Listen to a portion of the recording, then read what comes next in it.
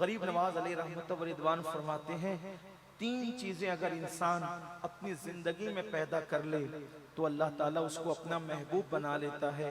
फरमाते हैं नंबर एक, चूंकि हिंदुस्तान में आप तशरीफ लाए थे और इंसान की अक्ल के मुताबिक गुफ्तगू करने का हुक्म है।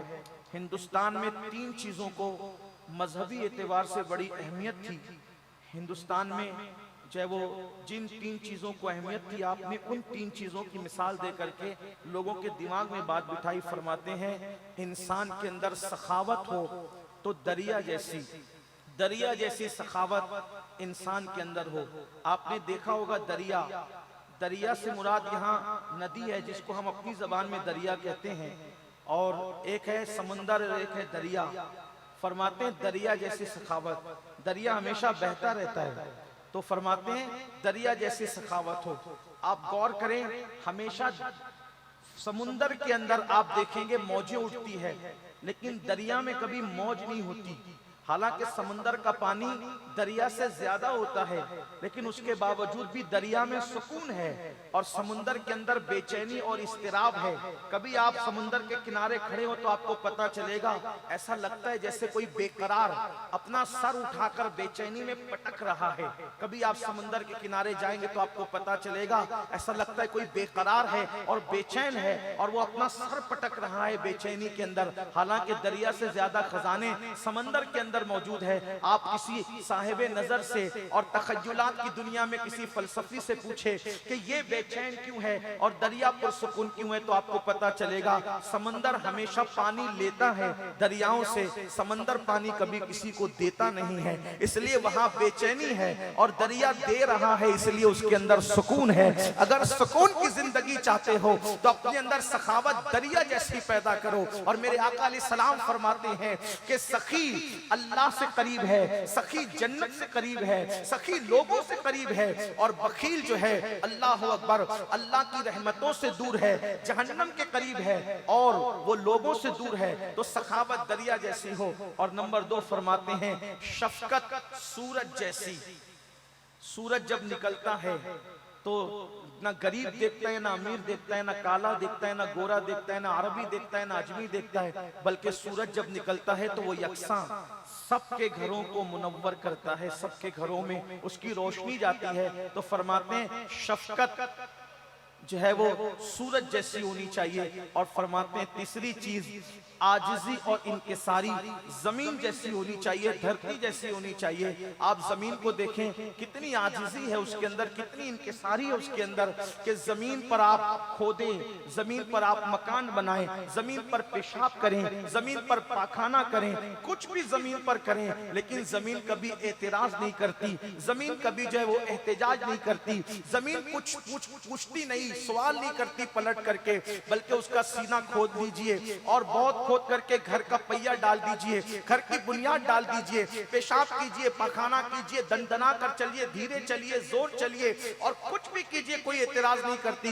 लेकिन जब इंसान मर जाता है तो फिर उसको सीने में, अपने सीने में जगह भी देती है। तो गरीब नवाज फरमाते हैं शफकत हो तो सूरज जैसी, आजिजी हो तो जमीन जैसी, और सखावत हो तो दरिया जैसी। जब कोई बंदा अपने अंदर ये तीन चीजें पैदा कर लेता है तो उस बंदे को अल्लाह अपना महबूब बना लेता है। और याद रखिए, इसको अगर आप सुन्नत नबवी की रोशनी में देखेंगे तो आपको जगह जगह वो चीज नजर आएगी। लेकिन अब वक्त तो बहुत ज्यादा हुआ है, इसलिए अपनी बात यहीं पर मुकम्मल की जाती है। अल्लाह पाक से दुआ है अल्लाह रब्बुल इज्जत सरकार गरीब नवाज की तालीमात पर हम सबको अमल की तौफीक अता फरमाए। दौरान गुफ्तगू अगर कोई गलती हो गई हो तो अल्लाह तबारक व तआला अपने हबीब सल्लल्लाहु अलैहि वसल्लम के सदको तुफैल माफ फरमाएं।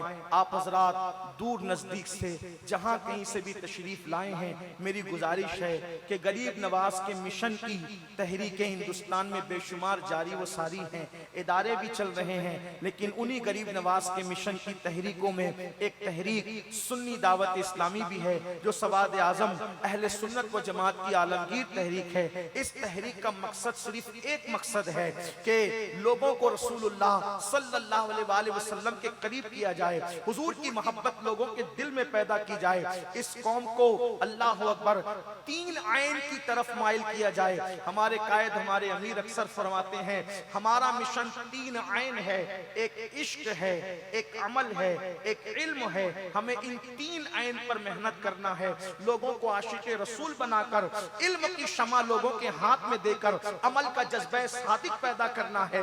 तो आप हजरात जिन इलाकों से भी तशरीफ लाए हैं अपने इलाकों में सुन्नी दावत इस्लामी की ब्रांचेस कायम करें, सुन्नी दावत इस्लामी से जुड़े। इस तहरीक का मिशन ये है खुद भी गुनाह से बचेंगे, दूसरों को भी गुनाह से बचाएंगे।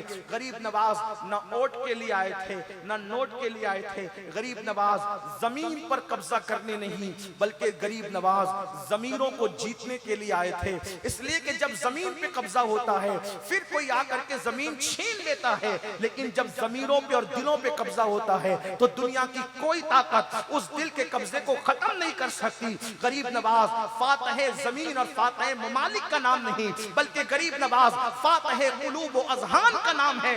आज भी हिंदुस्तान वालों के कल्बो नजर पर ज़हनो फिक्र पर अगर कोई हुकूमत कर रहा है तो उसका नाम मोइनुद्दीन सरकारे गरीब नवाज है, जिनके लिए सरकारे नज़मी यूं खिराज अकीदत पेश करते हैं।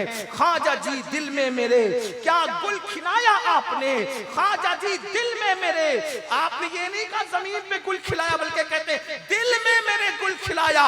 ख्वाजा जी दिल में मेरे क्या गुल खिलाया आपने, जुल्मतों में नूर का दीपक जलाया आपने, ताकि ये बन जाए वलियों सूफियों की सरजमीन, ताकि ये बन जाए वलियों सूफियों की सरजमीन। इसलिए भारत में ही डेरा लगाया आपने।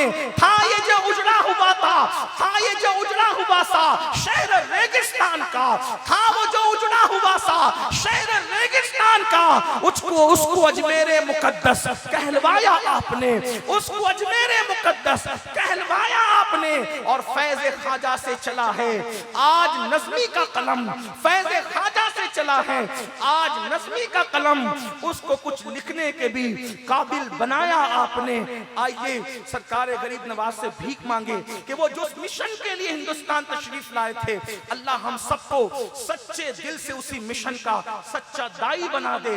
और नायब नबी फिल हिंद सरकार गरीब नवाज के फयूज़ व बरकत से अल्लाह पाक हम सबको मालामाल फरमाए। जिस सरकार नज़मी का मैंने कलाम इख्तिताम में पेश किया उन्हीं के चहीते खलीफा और उन्हीं के बड़े चहीते अजीम खुलफा में से एक शख्सियत जिनको सरकार नज़मी अपना भाई कह करके पुकारते थे, उसी शख्सियत को अब मैं आपके हवाले करता हूं और आपको इनके हवाले करता हूं। और हजरत की बारगाह में अदब और एहतराम के साथ गुजारिश की जाती है कि हुजूर वाला हम सबको सरकार गरीब नवाज की मोहब्बतों का जाम भर भर करके पिलाएं और हमारे कुलूब व अज़हान की फिक्री ततहीर फरमाएं। आइए इस्तकबाल करें। आपके यहाँ मैं हिंदुस्तान में अक्सर शहरों में जाता हूँ, नए नए नारे सुनने मिलते हैं। मुझे बहुत पसंद आया आपका एक नारा, काश कि हम सब की महफिलों का यही नारा हो जाए तो बड़ा मजा आ जाए। एक भाई अल्लाह उन्हें सलामत रखे, लंबी उम्र दे, उन्होंने खड़े होकर के मजमे में नारा लगाया ला इलाहा इल्लल्लाह, तो पूरे मजमे ने कहा मोहम्मदुर रसूलुल्लाह। बहुत खूबसूरत लगा आपका ये नारा। खुदा की कसम